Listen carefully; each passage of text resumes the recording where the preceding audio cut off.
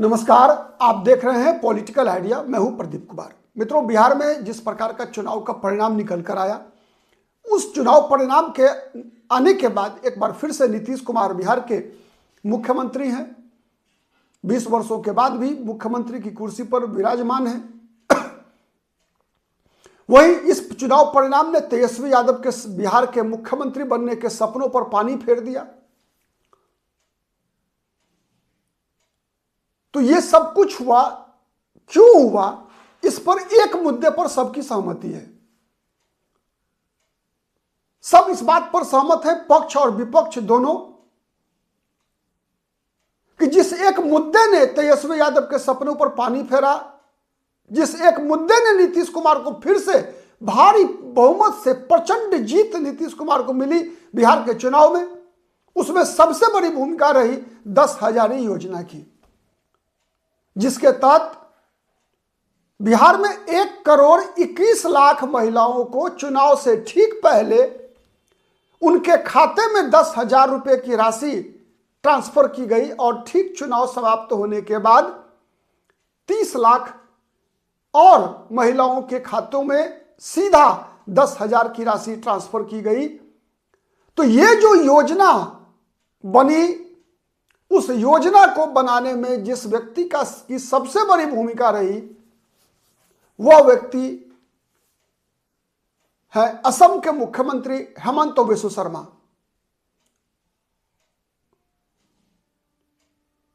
हेमंत बिस्व शर्मा की टीम आज से 6 महीना पहले बिहार आई थी, और यह टीम वैसे ही नहीं आई थी। नीतीश कुमार बेचैन थे। नीतीश कुमार को लग चुका था, एनडीए को लग चुका था कि नीतीश कुमार अब फिर इस बार चुनाव नहीं जीतने वाले हैं। जितने भी ओपिनियन पोल, जितने भी सर्वे आ रहे थे, सबका यही मानना था कि नीतीश कुमार दबाव में है। और जिस प्रकार के सर्वे आ रहे थे, उससे लग रहा था कि तेजस्वी यादव का जो घोषणा था माई बहन योजना की, जिसके तहत तेजस्वी यादव ने यह वादा किया था कि वो सरकार बनाने के बाद बिहार की प्रत्येक महिला के खाते में 2,500 रुपया महीना डालेंगे। आपको पता है, नीतीश कुमार का सबसे कोर वोटर अगर बिहार में कोई समुदाय रहा है, अगर कोई ग्रुप रहा है, तो वो ग्रुप है महिलाओं का। और उसके बाद जितने भी ओपिनियन पोल सर्वे हो रहे थे, हर ओपिनियन पोल और सर्वे में तेजस्वी यादव मीलों आगे थे नीतीश कुमार से। इसके तो आप प्रत्यक्ष गवाह हैं। उसके बाद पूरा एनडीए बेचैन था बिहार में। बीजेपी के पास भी कोई विकल्प नहीं था। नीतीश कुमार स्वयं मुख्यमंत्री हैं, थे भी। तो जदयू के जो राष्ट्रीय कार्यकारी अध्यक्ष हैं संजय झा के आग्रह पर असम के मुख्यमंत्री हेमंत बिस्व शर्मा ने एक टीम भेजी बिहार अपने अधिकारियों की, और उन अधिकारियों ने बिहार के जो तत्कालीन मुख्य सचिव थे और जो वर्तमान में मुख्य सचिव हैं प्रत्यय अमृत, और उस दौरान जो बिहार के मुख्य सचिव थे मीना, अमृतलाल मीना, इन दोनों के समक्ष एक प्रेजेंटेशन दिया।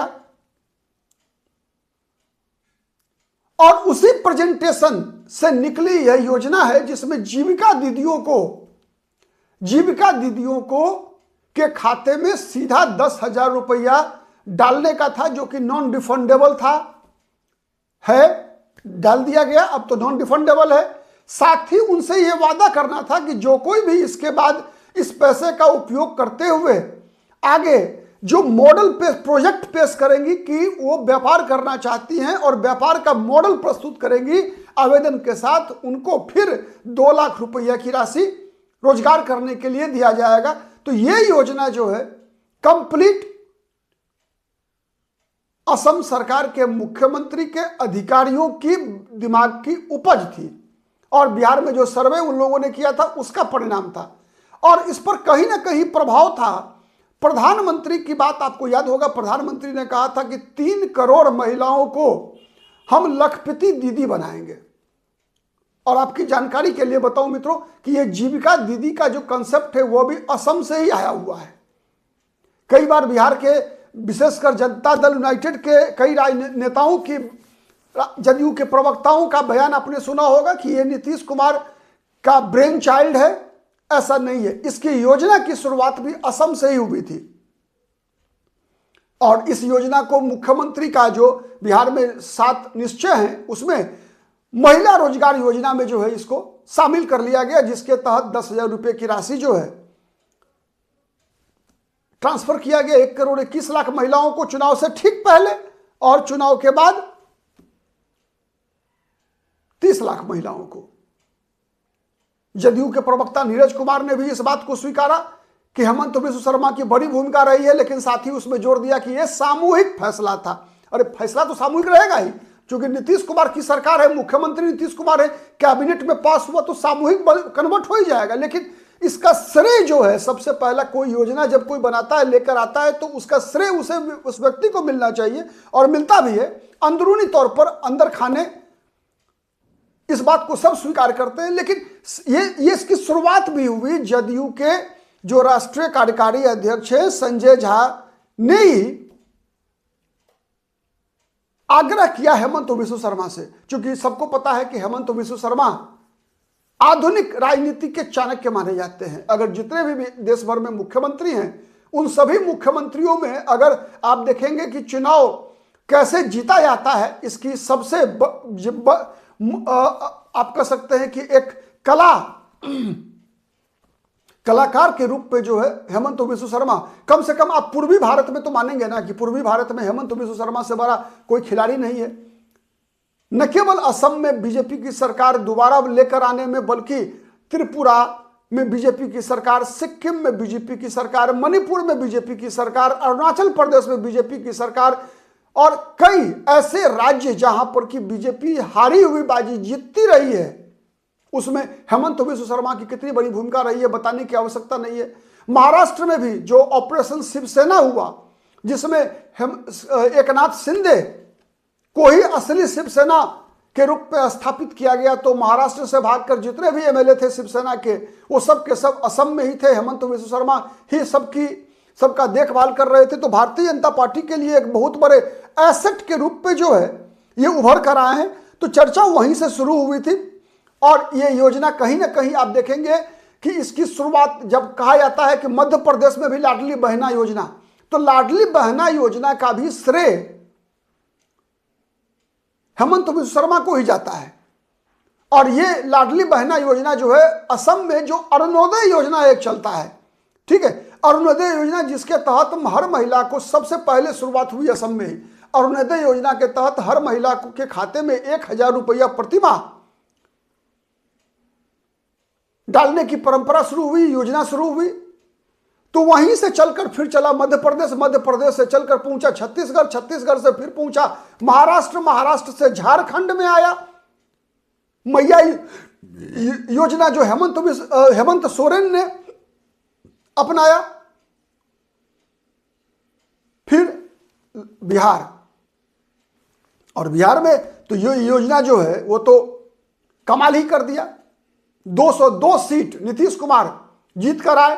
तेजस्वी यादव अपने 25 स्थिति ये हो गई कि आपको याद होगा कि चुनाव की घोषणा के बाद तेजस्वी यादव ने कहा क्या कि वो 2,500 रुपया महीना जो तेजस्वी यादव ने 2025 वर्ष के शुरुआत में ही घोषणा किया था, उसको अंत में बीच चुनाव के दौरान तेजस्वी यादव को भी इस बात का एहसास हो चुका था कि ये 10,000 रुपया का योजना जो है कोई बड़ा कमाल करने जा रहा है। साथ ही जिन जीविका दीदियों को जा रहा है, उन्हीं जीविका दीदियों को जब महिला मतदाताओं के सत्यापन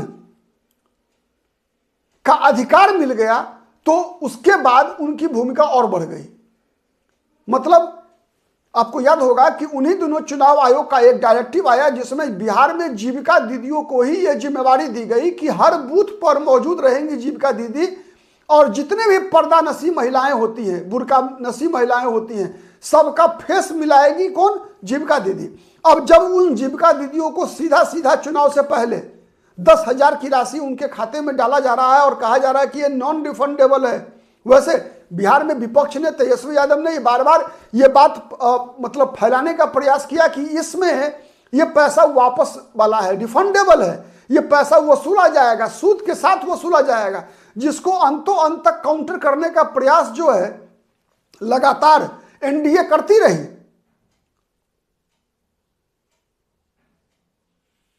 लेकिन कहा जाता है कि सत्ता का फायदा जो सत्ता में रहने वाले दल को अंततः मिलता ही है।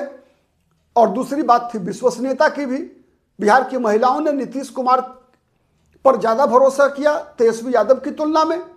वैसे ही जैसे आपको याद होगा अगर कि 2019 के लोकसभा चुनाव में राहुल गांधी ने वादा किया था कि 72,000 रुपया प्रति परिवार, 6,000 रुपये प्रति महीना प्रति परिवार, हर 72,000 की राशि जो है हर व्यक्ति के खाते में, हर परिवार के एक व्यक्ति के खाते में डाला जाएगा। लेकिन नरेंद्र मोदी ने उसके बाद क्या किया कि 2-2 हजार करके 3 बार किसान सम्मान योजना नरेंद्र मोदी ने शुरू की, मतलब साल में मात्र 6,000। बदले में था राहुल गांधी का 72,000। फिर भी मतदाताओं ने चूंकि जो सरकार में होता है, जो दल जो सत्ता में होती है, वो तो तुरंत ट्रांसफर करता है, विपक्ष वाले तो केवल वादा कर सकते हैं। तो ये लाभ जो है नरेंद्र मोदी को मिला, चूंकि नरेंद्र मोदी की सरकार थी, तुरंत वो 2,000 की राशि का पहला किस्त जो है किसानों के खाते में डालना शुरू कर दिया। वैसे ही बिहार में भी नीतीश कुमार की सरकार ने चुनाव से पहले ही, मतदान से कुछ दिन पहले ही 1,21,00,000 महिलाओं, उन महिलाओं के खाते में जिन महिलाओं के या तो पति या फिर स्वयं महिला इनकम टैक्स रिटर्न फाइल नहीं कर, इनकम टैक्स पेई नहीं है, सबके खाते में 10-10 हजार की राशि डाल दी। ठीक है। और तेजस्वी का माई बहन योजना धरी की धरी रह गई। तेजस्वी यादव आज मुख्यमंत्री नहीं बन पाए। इसमें कई कारण हैं, लेकिन सबसे बड़ा कारण कोई है अगर तो ये 10,000 रुपये की 10,000 योजना है। और इस योजना के मास्टरमाइंड हेमंत बिस्व शर्मा रहे हैं। इस बात को का रहस्योद्घाटन जो है अब हो रहा है, पब्लिक डोमेन में मामला आ रहा है। ठीक है। आपको ये वीडियो हमारा चैनल का कितना पसंद आता है कमेंट करके जरूर बताइएगा। ठीक है। अब तक यदि पॉलिटिकल आइडिया को सब्सक्राइब नहीं किया है तो प्लीज सब्सक्राइब कर लीजिएगा। आज के लिए इतना ही। बहुत बहुत धन्यवाद।